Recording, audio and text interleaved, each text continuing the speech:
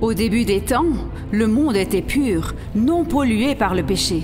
Mais la tentation attendait dans l'ombre sous la forme d'un serpent. Quand l'homme a succombé à la tentation, la chute de l'humanité a commencé. Avec cette chute a commencé la bataille de l'humanité contre le péché.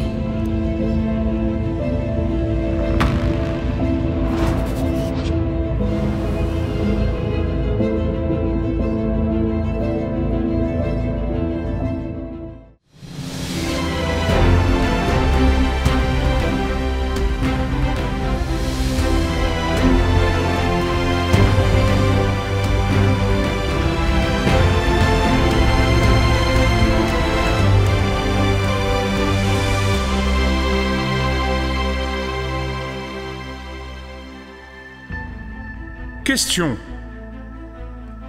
Pourquoi Satan voudrait-il s'en prendre aux pasteurs et les conduire à l'échec? Vous y avez sûrement déjà pensé.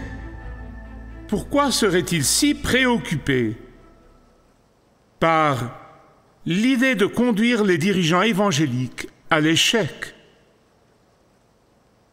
Réponse.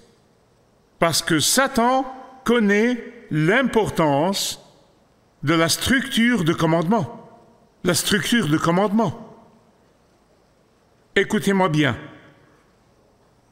Du point de vue de l'ennemi, c'est de loin meilleur de s'en prendre à une personne influente, à sa famille ou à sa communauté. L'ennemi comprend la structure de commandement car il opère lui-même avec une structure de commandement. La hiérarchie démoniaque ressemble beaucoup à son homologue angélique au ciel. Comprenez bien que cela nous plaise ou non, que nous le reconnaissions ou non, que nous aimions l'entendre ou non, Satan mène une guerre. Et comme une armée régulière, Satan a lui aussi des généraux, des commandants et des fantassins qui ont deux objectifs: harceler les croyants et maintenir aveugles les non-croyants. Ces forces sont les rebelles qui se sont séparés de l'armée angélique de Dieu. Et lorsqu'ils se sont séparés de l'armée angélique, ils ont rompu non seulement avec leurs armes, mais aussi avec leur rang et leur division.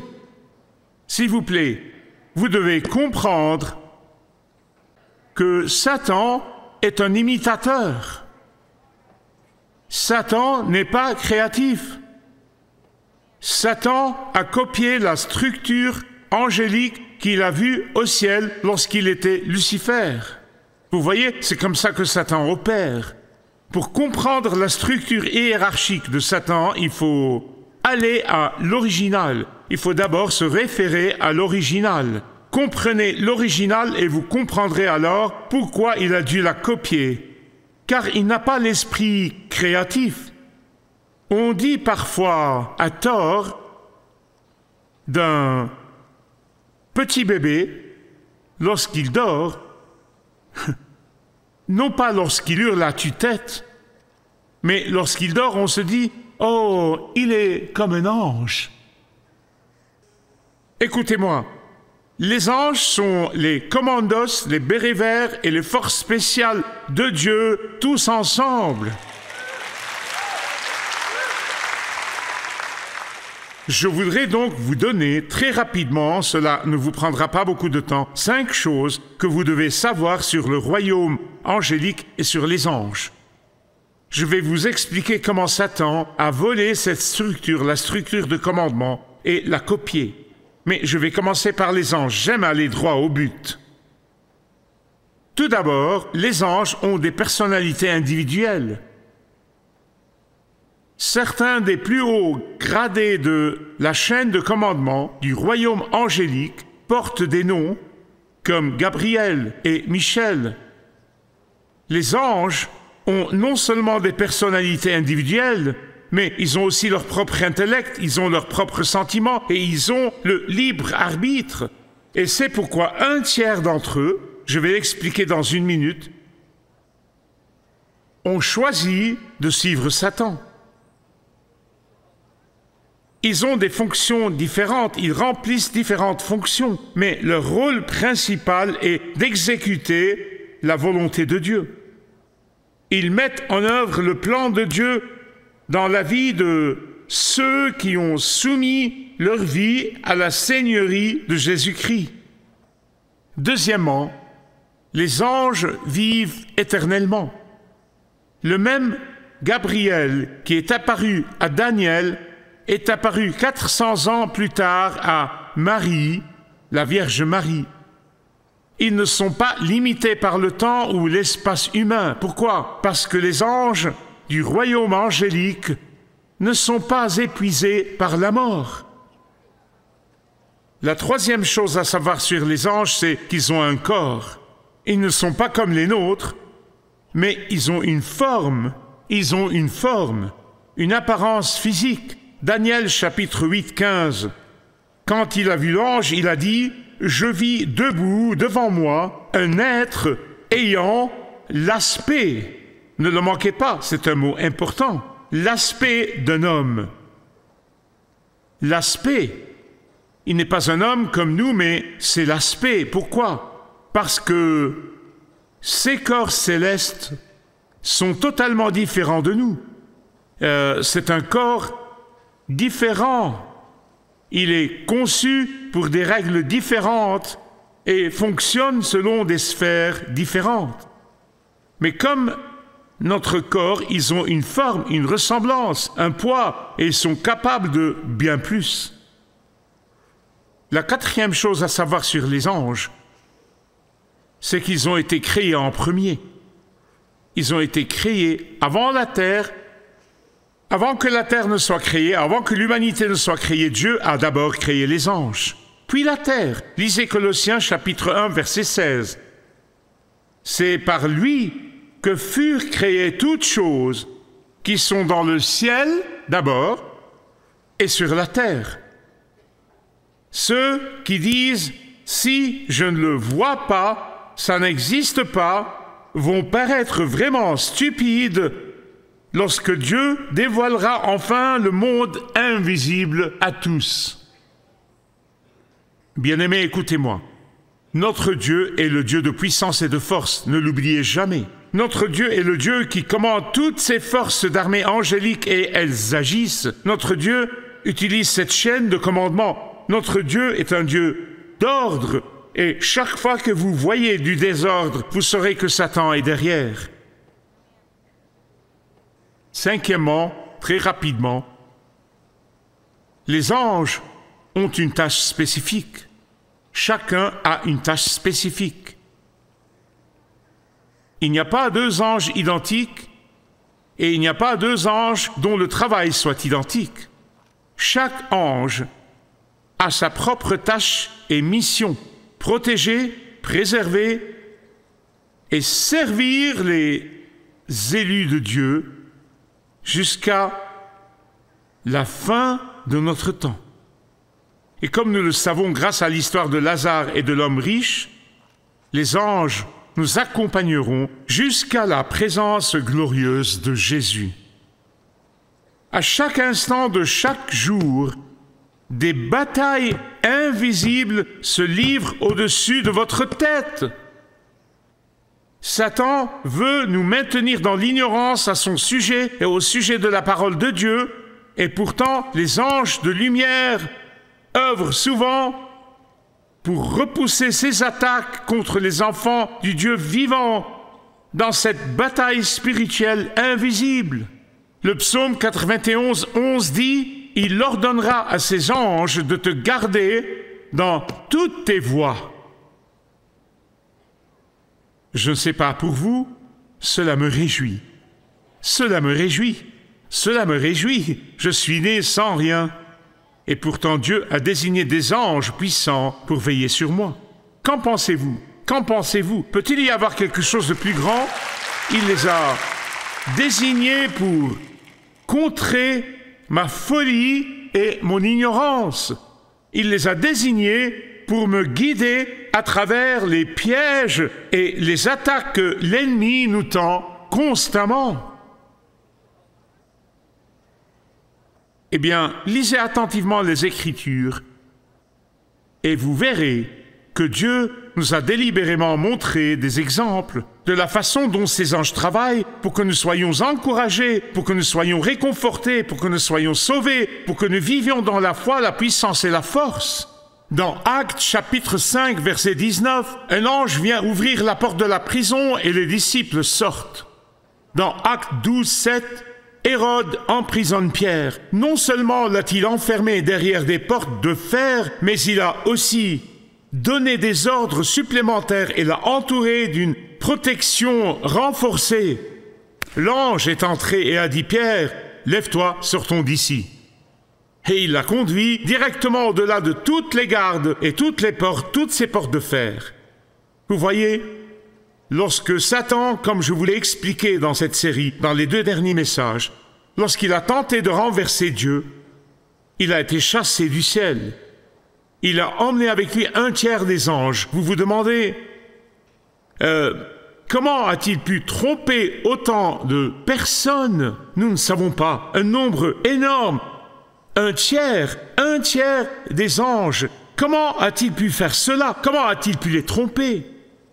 Je voudrais vous dire que Lucifer leur a offert toutes sortes d'incitations.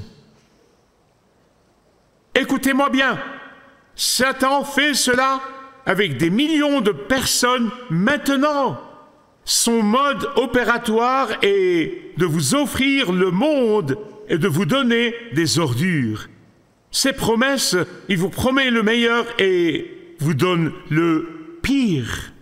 Il vous promet du plaisir et vous donne de la douleur. Il vous promet des profits et vous donne des pertes. Il vous promet la vie et vous donne la monnaie de la mort. Il fait cela chaque jour. Rien n'a changé. C'est comme ça qu'il a persuadé 1/3 des êtres angéliques de le suivre. Mais il y a 3 choses que vous devez savoir sur le vol de cette structure de commandement au royaume angélique par Satan. Cette structure hiérarchique du ciel.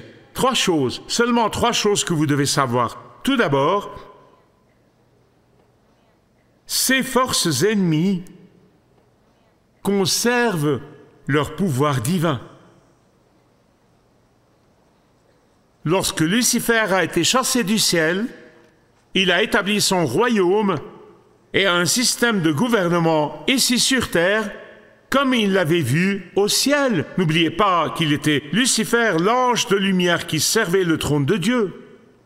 Souvenez-vous aussi qu'il était là, dans la présence de Dieu. Il a observé attentivement ce qui se passait au ciel et il a copié la structure du ciel.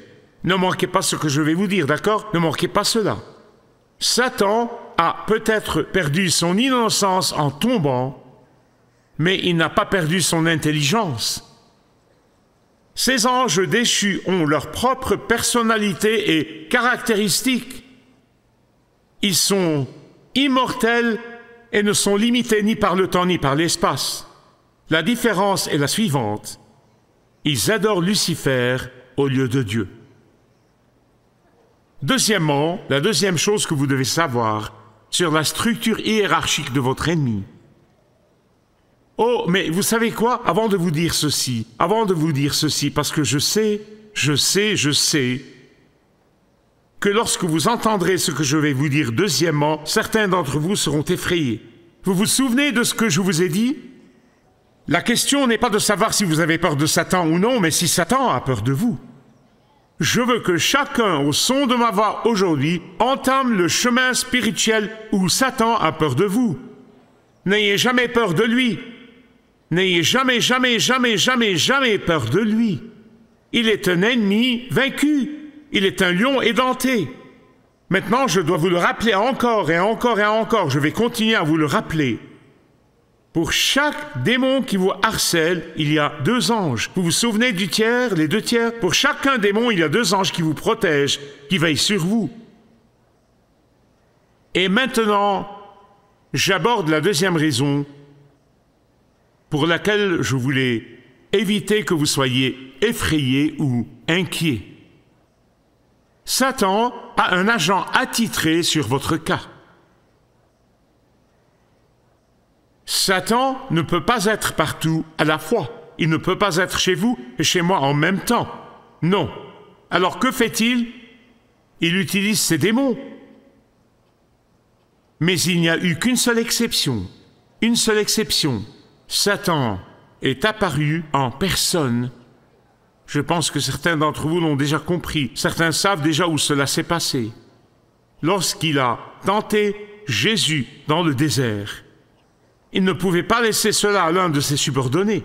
Il devait le faire parce qu'il voulait à tout prix empêcher Jésus d'aller à la croix. Alors il est apparu en personne dans le désert et a essayé ces 3 tentations. Maintenant, on dit souvent « Oh, Satan m'a tenté ». Enfin, pas tout à fait. C'est l'un de ses subordonnés qui nous tente.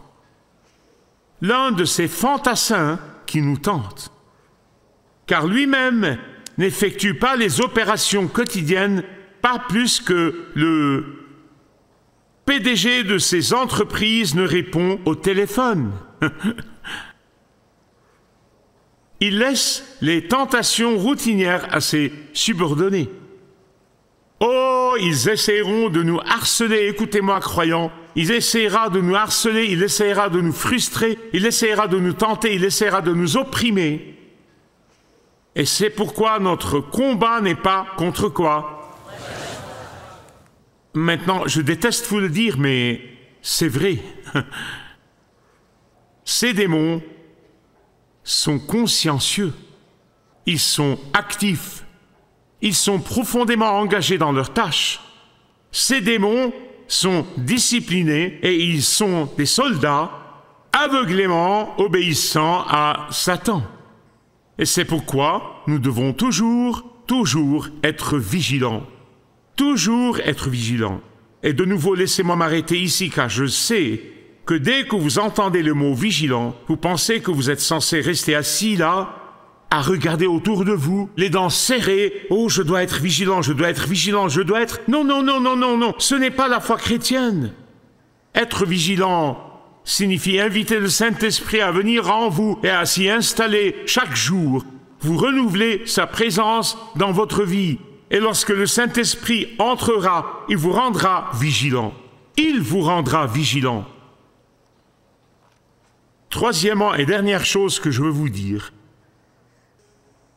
et ceci, l'ennemi intérieur. L'ennemi intérieur. Qu'est-ce que je veux dire par là? En vérité, beaucoup de membres de l'Église se laissent manipuler par Satan. Leur manque de discernement permet à Satan de les manipuler. C'est la chose la plus triste au monde, de voir des chrétiens pratiquants fraterniser avec l'ennemi. Dans une armée régulière, lorsqu'un soldat fraternise avec l'ennemi, on parle de trahison. Mais combien de chrétiens pratiquant délibérément ou par ignorance servent les desseins de l'ennemi? Pensez à cela avec moi. L'apôtre patriarche, le disciple patriarche, lorsque Satan a essayé de l'utiliser pour empêcher le Seigneur Jésus d'aller sur la croix, que lui a dit Jésus dans Matthieu 16, 22 et 23? Que Dieu vous bénisse. Pierre était-il Satan? Non, non, il ne l'est pas. Mais à ce moment-là, ce qu'il a dit et fait servait les desseins de Satan. Satan l'a utilisé pour entraver le plan du salut. Il peut utiliser n'importe lequel d'entre nous si nous ne lui résistons pas. Il peut utiliser n'importe lequel d'entre nous si nous ne fuyons pas la tentation. Maintenant, je veux vous laisser avec ceci. Oui, il y a des millions de démons, mais rappelez-vous aussi, notez-le, marquez-le, qu'il y a 2 anges pour chaque démon, déployés pour le ministère, selon l'Épître aux Hébreux, déployés pour le ministère auprès des saints et des enfants du Dieu vivant. Lorsque vous invitez le Saint-Esprit à vous fortifier quotidiennement, et parfois même à chaque instant, lorsque vous lui demandez de vous donner la victoire, lui, le Saint-Esprit enverra les anges qui chasseront les démons. Psaume 118, verset 6. L'Éternel est pour moi, je n'aurai pas de crainte, que me feraient les hommes?